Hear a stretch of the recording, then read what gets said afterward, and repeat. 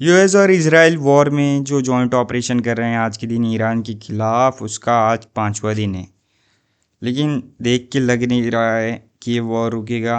US और Israel के ambitions अभी तक पूरे भी नहीं हुए हैं और ईरान भी निगोशिएट करने को बिल्कुल भी तैयार नहीं दिख रहा है। और ये वॉर यूएस के लिए बहुत महंगा होता जा रहा है। दिन ब दिन जैसे दिन बढ़ रहे हैं वैसे वैसे यूएस के बिलियंस ऑफ डॉलर्स बर्न हो रहे हैं। यहाँ तक कि एक पूरी वेबसाइट बनाई गई है जिसमें एस्टिमेट कर रहे हैं कि जब से अमेरिका ने ईरान पे स्ट्राइक की है वो अपना कितने सारे पैसे इस वॉर में लगा चुके हैं। यहाँ पर आप देखो 5 बिलियन यूएस डॉलर्स अब तक इस वॉर में लग चुके हैं, जो इंडियन करेंसी में 41,500 करोड़ रुपए से भी ज़्यादा होती है। और ये ज़रूरी है बताना, ये बात बहुत ज़रूरी है कि ये सारे पैसे यूएस के लोगों के हैं, वहाँ पे जो टैक्स भरते टैक्स पेयर्स के पैसे। लेकिन डोनाल्ड ट्रंप को इससे क्या, वो तो इसराइल के लिए काम करता है। ये बंदा अमेरिका फर्स्ट से इजराइल फर्स्ट की नीति अपना चुका है। आज के दिन डोनाल्ड ट्रंप पूरी तरीके से जायनिस्ट के कंट्रोल में है।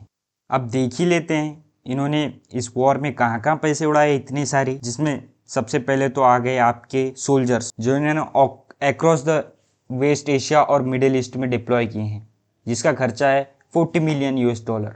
जहाज नेवी, 2 एयरक्राफ्ट, 7 डिस्ट्रॉय, 6 वॉरशिप्स, इसका खर्चा होता है पूरा 22 मिलियन यूएस डॉलर्स। हवाई जहाज, इसमें 13 टाइप के एयरक्राफ्ट हैं, 48 million US dollar. Bombs, non track ordnance, 35 million US dollar. Fuel, logistics, cyber space, communication, 25 million US dollar. और भी बहुत सारे ऐसे खर्चे हैं जो अभी तो मैं बता भी नहीं रहा। इतने सारे बम्बार्डमेंट करने का क्या मतलब? आप जाके ईरान के तेहरान में पूरा कारपेट बॉम्बिंग कर रहे हो, क्यों? क्योंकि आपको लगता है कि ईरान न्यूक्लियर कैपेबल हो जाएगा फ्यूचर में, जिसके कोई सबूत नहीं है। और आपका सबसे बड़ा दूसरा रीज़न जो आप सबको कहते फिरते हो, रिजिम चेंज। क्यों?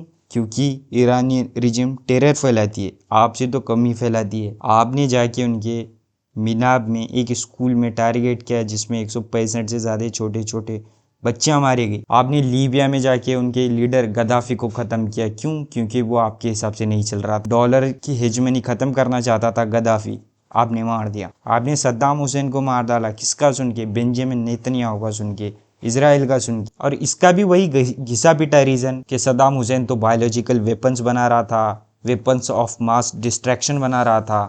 कुछ मिला? कुछ नहीं मिला। इराक पूरा तबाह हो गया।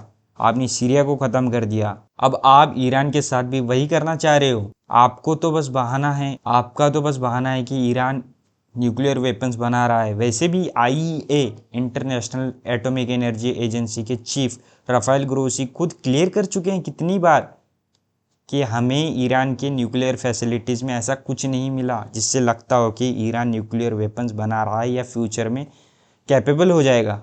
ये वीडियो ही देख लो आप। I said it last year before the June 12-day war. We don't see a structured program to manufacture nuclear weapons. So that is the assessment.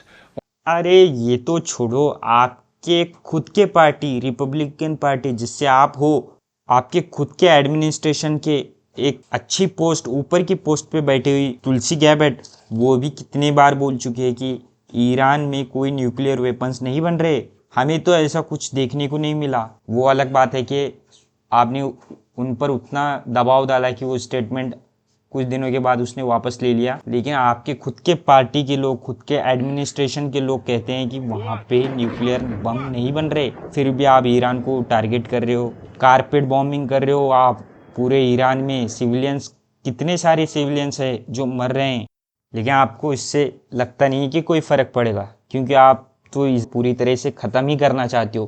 क्योंकि आपको इस रीजन में इसराइल को जो सबसे मजबूत बनाना है, और इसराइल भी यही चाहता है, इसलिए तो आपको इस वॉर में उसने ढकेला। एक ईरानी है जो मिडल ईस्ट में पूरे ईरान, जो इसराइल को टक्कर दे रहा हो, अब आप उसे ही खत्म करना चाहते हो। हमने देखा 12 डे वॉर में क्या हुआ, इसराइल खत्म हो रहा था, उनके स्टॉक पाइल्स पूरी तरह से खत्म हो गए थे। आपने फिर निगोशिएट किया, फिर जाके आपने फिर से एक सीज फायर कर लिया, फिर आपने फिर उस सीज फायर का उल्लंघन करके आपने फिर से ईरान पे हमला किया, वो भी मिड टॉक्स में, न्यूक्लियर की जो अब टॉक्स चल रही थी तब, जो वहाँ की सुप्रीम लीडर है उन्हें मार दिया। अब जब आप ईरान को हरा ही नहीं पाए वॉर में, आपका प्लान ही था 2-4 दिन कारपेट बॉम्बिंग करेंगे, ईरान के ऑफिशियल्स आएंगे और सरेंडर कर देंगे, जो कि नहीं हुआ। आपके सारे बेसेस तबाह हो गए हैं मिडल ईस्ट के, आपके पास कोई बेस नहीं बचा। तो आप जाते हो आपके खुद के एलाइज जैसे कि फ्रांस, यूके, स्पेन, और जब आपको कोई अपने खुद के बेसिस यूज़ करने ना दे और खुद का एयर स्पेस यूज़ करने ना दे, तो आपका ईगो हर्ट हो जाता है और आप उनसे कहते हो कि हम तो आपके साथ सारे ट्रेड डील कट कर देंगे, जैसे कि आप अभी स्पेन के साथ कर रहे हो। Some of the European, like Spain, has been terrible. In fact, I told Scott to cut off all dealings with Spain. Spain, first of all, it started when every European nation, at my request, paid 5%, which they should be doing. And everybody was enthusiastic about it, Germany, everybody. And Spain didn't do it. And now Spain actually said that we can't use their bases, and that's all right. We could use their base if we want. We could just fly in and use it. Nobody's going to tell us not to use it, but we don't have to. But they were unfriendly, and so I told him we don't want to. Spain has absolutely nothing that we need other than great people. They have great people, but they don't have great leadership.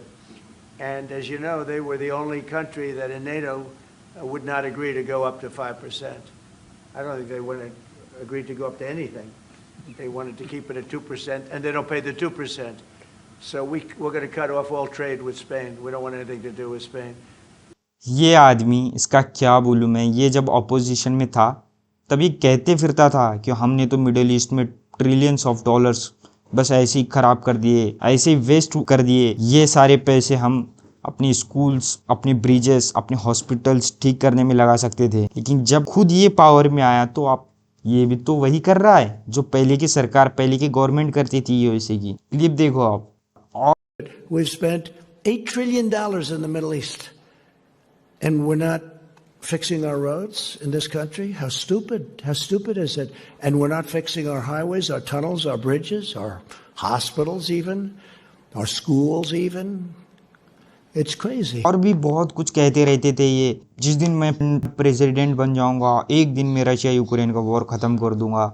और आप क्या नहीं हो रहा आपसे, वो भी आप फिर से फंड करना शुरू कर दिया आपने पहले के एडमिनिस्ट्रेशन की तरह ही यूक्रेन को। यूक्रेन खत्म हो चुका है पूरी तरीके से, वहाँ पे लोग ही नहीं है लड़ने के लिए, पूरा देश बर्बाद हो चुका है। फिर भी आप रशियंस के सामने नहीं चाहते कि हम घुटने टेके, सीज फायर हो। पूरा यूरोप ही नहीं चाहता और आप भी नहीं चाहते। और कल 4 मार्च को इनके एक सीनेट में वोटिंग्स होती है कि आप जो इलीगल स्ट्राइक्स है ईरान के खिलाफ वो बंद कर दो।